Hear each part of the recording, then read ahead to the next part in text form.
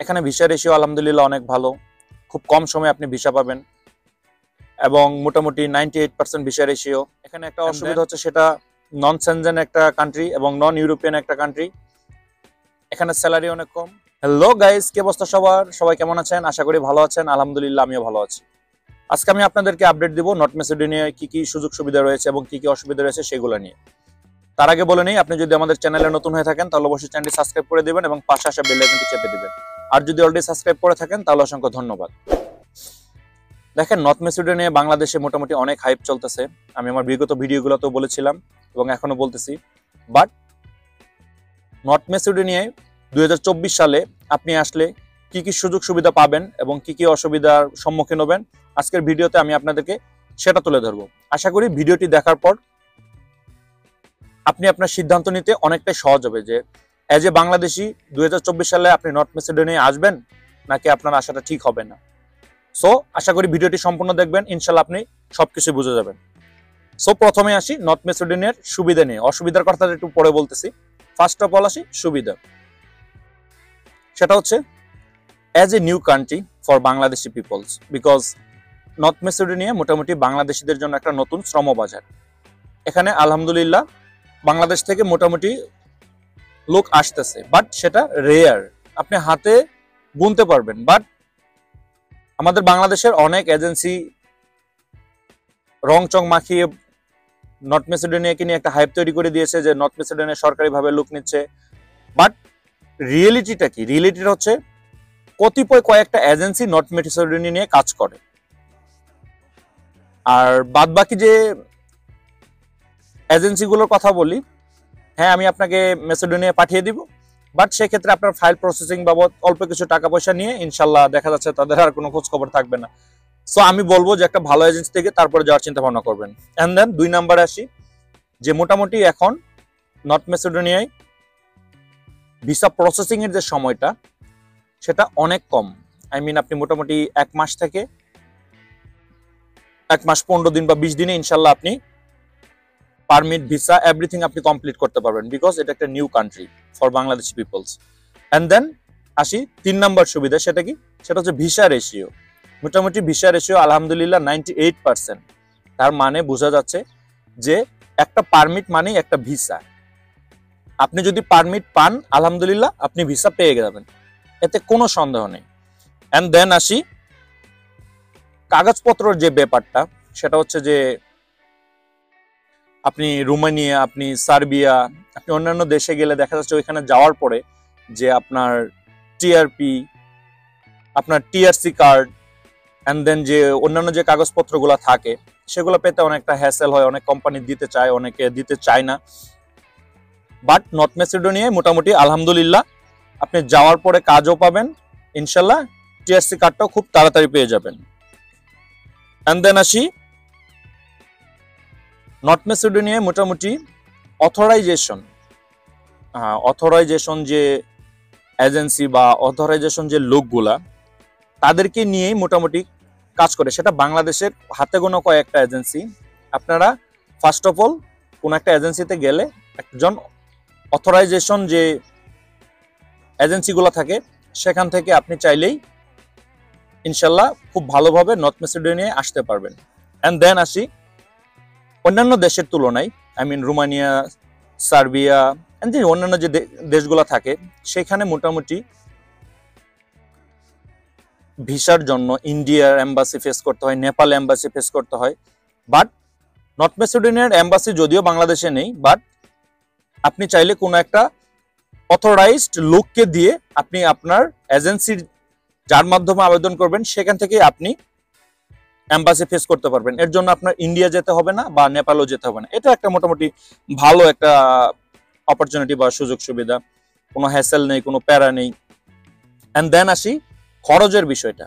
মোটামুটি এখন বাংলাদেশের থেকে ইউরোপের যে দেশগুলা সেনজেনভুক্ত বা নন সেনজেনভুক্ত যে দেশগুলা সেগুলোতে গেলে মোটামুটি একটা ভালো অ্যামাউন্ট লাগতেছে। বাট নর্থ ম্যাসেডোনিয়ায় মোটামুটি অনেক এজেন্সি আছে 4 থেকে 5 লাখ টাকাতেও নিয়ে যাচ্ছে। ক্ষেত্র ভেদে সেটা মোটামুটি 6 লাখ পর্যন্ত হতে পারে। সো খরচের দিক থেকেও মোটামুটি অনেক ভালো একটা অপরচুনিটি। খুব অল্প টাকায় ইনশাল্লাহ আপনি চাইলে যেতে পারবেন। অ্যান্ড দেন এটা একটা ইউরোপের ডেভেলপিং কান্ট্রি। দেখেন মোটামুটি যেসব দেশগুলা এখন ইউরোপের সেনজেনভুক্ত হতে চাচ্ছে বা ইউরোপের ইউনিয়নভুক্ত হতে চাচ্ছে, তারা সবাই মোটামুটি লাইন দিয়ে আছে। আপনারা জানেন যে Bulgaria, then Romania and then Hungary মোটামুটি সদ্য সেনজেনভুক্ত হয়ে গেল। সো ইউরোপীয় ইউনিয়ন নর্থ ম্যাসেডোনিয়াকে একটা ডেভেলপিং কান্ট্রি হিসেবে আখ্যা দিয়েছেন। এটা একটা ভালো অপরচুনিটি, বিকজ ইউরোপীয় ইউনিয়ন যদি কোনো একটা দেশকে ডেভেলপিং কান্ট্রি বলে, আই মিন তার প্রতি যদি একটু ভালো নজর দেয়, তাহলে ইনশাল্লাহ অদূর ভবিষ্যতে সেটা ইউনিয়নভুক্ত এবং সেনজেনভুক্ত হয়ে যাবে। সো এটা একটা ভালো অপরচুনিটি। অ্যান্ড দেন আসি এই ডেভেলপিং হওয়ার জন্য তারা এখন মোটামুটি কর্মী নিচ্ছে কনস্ট্রাকশন অ্যান্ড দেন যে এগ্রিকালচার যে সাইটগুলো আছে সেগুলাতে। সো আমি আপনাদেরকে বলবো যে বর্তমানে ম্যাসেডোনিয়াতে এগ্রিকালচার অ্যান্ড যে কনস্ট্রাকশন সেই জিনিসগুলোর প্রতি তারা বেশি ফোকাস দিয়েছে। এই সব কাজে তারা অনেক কর্মী নিচ্ছে। সো আমি আপনাদেরকে যে সুবিধাগুলোর কথা বললাম এটা হচ্ছে একটা সাধারণ বা প্রাথমিক যে সুবিধাগুলা সেইগুলা। এছাড়াও আরো অনেক সুযোগ সুবিধা থাকে, সেটা হচ্ছে যে আপনার অনেক কোম্পানি আছে আপনার খরচটাকে বেয়ার করবে, আই মিন আপনার থাকা খাওয়া অ্যাকোমোডেশন। আবার অনেক কোম্পানি আছে থাকা খাওয়ার ব্যবস্থা করে দিবে বাট হয়তো বা খাবার দিবে না। এরকম আরো অনেক সুযোগ সুবিধা আছে, সেটা বলতে গেলে ভিডিওটি অনেক লম্বা হয়ে যাবে। এবার আসি দ্বিতীয় পার্ট, আপনি 2024 সালে নর্থ ম্যাসেডোনিয়ায় কি কি অসুবিধার সম্মুখীন হতে পারেন। বাট তার আগে বলে নেই, সেটা হচ্ছে যে নর্থ ম্যাসেডোনিয়া সম্পর্কে আমার বিগত দিনে আরো 2টা ভিডিও দেওয়া আছে, সেটা হচ্ছে বাংলাদেশ থেকে আদৌ তারা লুক নিচ্ছে কিনা। আমি আমার ডেসক্রিপশন বক্সে লিঙ্ক দিয়ে দিলাম, আপনারা চাইলে সেগুলো দেখে আসতে পারেন, তাহলে আপনার আরো একটু ইজি হবে নর্থ ম্যাসেডোনিয়া নিয়ে একটা সিদ্ধান্তে আসতে। তো চলুন এবার আসা যাক অসুবিধা। দেখেন মোটামুটি আমরা যারা ইউরোপ বা অন্যান্য কান্ট্রি, আই মিন যারা বাইরে যেতে চায়, বাংলাদেশ থেকে বের হতে চায়, তারা মোটামুটি একটা ভালো লাইফ লিড করার জন্য এবং ভালো একটা ইনকামের আশায় আমরা বাংলাদেশটাকে ত্যাগ করে প্রবাসে যাই। সো সেই ক্ষেত্রে দেখেন নর্থ ম্যাসেডোনিয়ায় যদি আপনি আসেন তাহলে আপনার অ্যারাউন্ড 450 বা 500 ইউরো আপনার স্যালারি হবে। এখান থেকে আপনার নিজের একটা খরচ থাকতে পারে, অ্যান্ড ওভারঅল আপনার এখানের যে ট্যাক্স থাকে, ভ্যাট থাকে, এগুলো কাটার পরে আপনি মোটামুটি 350 বা 400 ইউরো হাতে পাবেন। সো আমি বলবো যে এটা একটা খুবই খারাপ একটা দিক, বিকজ 450 ইউরো বা 300 ইউরো মোটামুটি এখন বাংলা টাকা কনভার্ট করলে 30-40 হাজার টাকা আসে। অ্যান্ড দেন আরো কিছু প্রবলেম থাকে, সেটা হচ্ছে যে নর্থ ম্যাসেডোনিয়ায় বর্তমানে বাংলাদেশ থেকে খুব কম সংখ্যক এজেন্সি কাজ করতেছে, নর্থ ম্যাসেডোনিয়া লোক পাঠাচ্ছে। সো এইখানে আপনার অনেকটা চতুর এবং চালাক হতে হবে।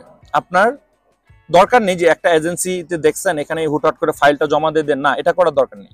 আমি আপনাদেরকে সাজেস্ট করব যে আপনারা 8টা-10টা এজেন্সিতে যান, কথা বলেন, বাট ফাইল জমার ব্যাপারে কোনো কিছু এগ্রিমেন্টে যাবেন না। আপনি আরো 10টা-15টা এজেন্সি দেখেন, তারপরে আপনার যাকে ভালো মনে হবে আপনি তার কাছেই ফাইল জমা দেন। আর যারা স্কিল ওয়ার্কার আছেন তারা গেলে মোটামুটি 500 থেকে 600 ইউরো ইনকাম করতে পারবেন ইনশাল্লাহ। এন্ড দেন ভাষাগত যে একটা প্রবলেম, দেখেন নর্থ ম্যাসেডোনিয়ায় যে ভাষাটা প্রচলিত, সে ভাষাটা যদি আপনি শিখেন, দেন আপনি যদি ইন ফিউচারে নর্থ ম্যাসেডোনিয়া থেকে অন্য কোনো দেশে যান, আমি মনে করি না যে এই ভাষাটা আপনাদের কোনো কাজে আসবে। মোটামুটি আপনি যদি ইটালিয়ান বা ফ্রান্সি বা জার্মানির কোনো ভাষা শিখে থাকেন তাহলে সেটা আপনার অনেক কাজে আসবে। এটা ইউরোপের অন্যান্য দেশেও বড় বড় রেস্টুরেন্ট থাকে, বড় বড় ট্যুরিজম সেক্টরগুলোতে থাকে, সেখানে আপনি এইসব ভাষা প্রচলিত আছে এবং এইসব ভাষা ব্যবহার করতে পারবেন। বাট ম্যাসেডোনিয়ায় যে ভাষাটা সেটা আপনি অন্য কোনোখানে ব্যবহার করতে পারবেন না। এন্ড দেন আসি কাগজপত্রের যে ব্যাপারটা, সেটা হচ্ছে যে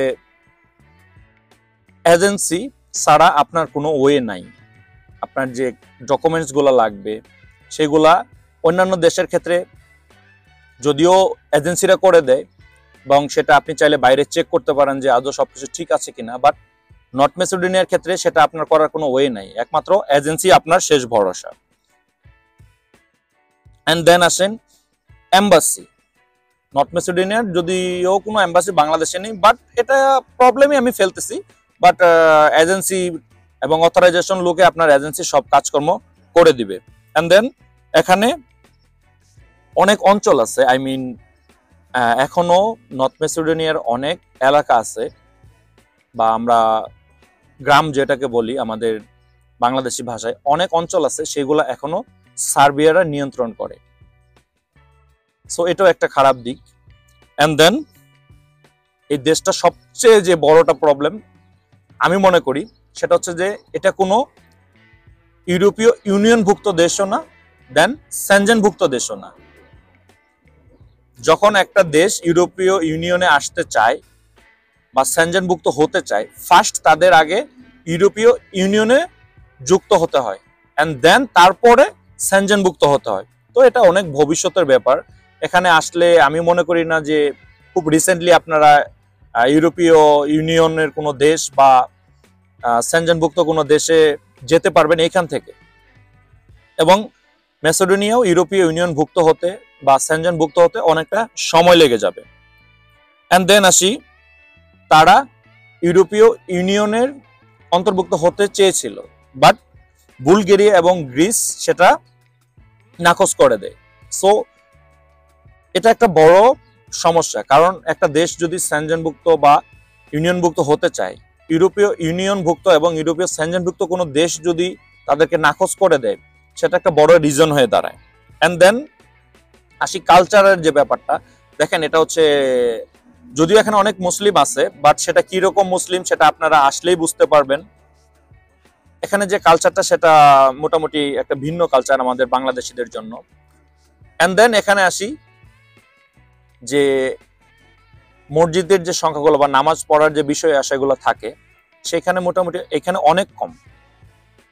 এন্ড দেন আসি আরেকটা সবচেয়ে বড় প্রবলেম, সেটা হচ্ছে যে আপনারা যদি চিন্তা ভাবনা করে থাকেন যে আপনারা এখানে এসে এখান থেকে গেম দিয়ে সেন্ট্রালের অন্য কোনো দেশে চলে যাবেন, সো আমি বলবো যে ভাইয়া এটা এতটাও ইজি না। বিকজ নর্থ মেসিডোনিয়ায় এইসব কাজকর্ম যারা করে তাদের সংখ্যা খুবই কম, এবং দেশটা আলবেনিয়ার পাশাপাশি অনেকটা দূরের পথ হয়ে যায়। আপনি যদি গেম দিয়ে যেতেও চান তাহলে আপনাকে অনেকগুলো দেশ পার হয়ে দেন আপনাদেরকে ইতালি বা অন্য কোনো দেশে মুভ করতে হবে। সো ওভারঅল আমার কাছে এইগুলোই ছিল সবচেয়ে যে বড় যে প্রবলেমগুলো এটা। সো এখন একটা ডিসিশনে আসা যাক যে এমত অবস্থায় আপনি কি করবেন। সো আমি বলবো যে আপনারা যদি এরকম হয় যে আমার একটা ইউরোপের আশেপাশের কান্ট্রি হলেই হবে, কোনো রকম ধরে পাকড়ে আমার যাওয়া হলেই হয়, তাহলে আমি বলবো যে নর্থ মেসিডোনিয়া আপনারা আসতে পারেন। আর যদি আপনাদের চিন্তা ভাবনা এরকম থেকে থাকে যে আপনারা গেম দিবেন বা আপনারা এখান থেকে আসার পরে আপনারা সেন্ট্রাল ইউরোপে মুভ করবেন, তাহলে ভাই আমি বলবো যে এর থেকে আরো বেটার অপশন আছে। সার্বিয়া, আরো যে দেশগুলো আছে, যে আপনারা রোমানিয়া তো এখন সেনজেনভুক্তই। সো আমি মনে করি যে গেমের জন্য হলে বা আপনারা সেন্ট্রাল ইউরোপে মুভ করবেন, এই ব্যাপারে যদি আসার কারো নিয়ত থেকে থাকে, তাহলে আমি মনে করি নর্থ মেসিডোনিয়াটা না আসাই বেটার। ওভারঅল আমার কাছে মনে হয় যে আপনারা যদি ইউরোপের পাশাপাশি থাকতে চান, একটা নতুন কালচারের সঙ্গে যুক্ত হতে চান, তাহলে আপনারা নর্থ মেসিডোনিয়া আসতে পারেন। আদারওয়াইজ আমি বলবো 2024 সালে আরো অনেক দেশ আছে, আরো অনেক ওয়ে আছে, আপনারা সেগুলো চেষ্টা করেন। সো ভিউয়ার্স, এই ছিল আজকের ভিডিও। ইনশাল্লাহ এই বিষয়ে যদি আপনাদের কারো কোনো প্রশ্ন থেকে থাকে, সো আমাকে কমেন্টস করবেন, ইনশাল্লাহ আমি আপনাদের কমেন্টসের উত্তর দিব, এবং নেক্সট টাইম আপনারা কি বিষয়ে ভিডিও চান আমাকে জানাবেন, ইনশাল্লাহ আমি সেসব বিষয়ের উপর ভিডিও দিব। আর একটা কথা বলে নেই, সেটা হচ্ছে যে বেসিক্যালি যারা নর্থ মেসিডোনিয়া আসতে চাচ্ছেন কাজের জন্য, তাদের জন্য আপনারা আসতে পারেন, আমি আপনাদেরকে ওয়েলকাম জানাই। বিকজ নর্থ মেসিডোনিয়াতে যে ইয়াং যে জেনারেশনটা, তারা অনেকেই নর্থ মেসিডোনিয়া থেকে ভিসা নিয়ে সেন্ট্রাল ইউরোপের অনেক দেশে কাজ করে। আমার এখানেও এরকম অনেক লোক আছে, ছোট্ট একটা শহর, এখানেও অনেক লোক আছে যারা নর্থ মেসিডোনিয়া থেকে এখানে আসছে, কাজ করতেছে। সো যার জন্য ওখানে কর্মী সংকট আছে, বাট ইন ফিউচারে বাংলাদেশ থেকে লোক নিবে তারা। যদি আপনারা বাংলাদেশি সরকারি মাধ্যমে আসতে চান তাহলে আপনাদের ওয়েট করতে হবে, আর যদি এখন আসতে চান তাহলে আপনারা ভালো একটা এজেন্সি দেখে আপনারা আবেদন করে আসতে পারেন। সো ভিউয়ার্স, ভিডিওটি আর বড় করতেছি না। যদি ভিডিওটি ভালো লেগে থাকে তাহলে অবশ্যই লাইক, কমেন্ট এবং শেয়ার করবেন, এবং আমাদের চ্যানেলের সঙ্গে থাকবেন। ইনশাআল্লাহ দেখা হবে নতুন একটা দেশের নতুন একটা ভিডিওতে। সে পর্যন্ত সবাই ভালো থাকবেন, হেফাজতে থাকবেন। আসসালামু আলাইকুম।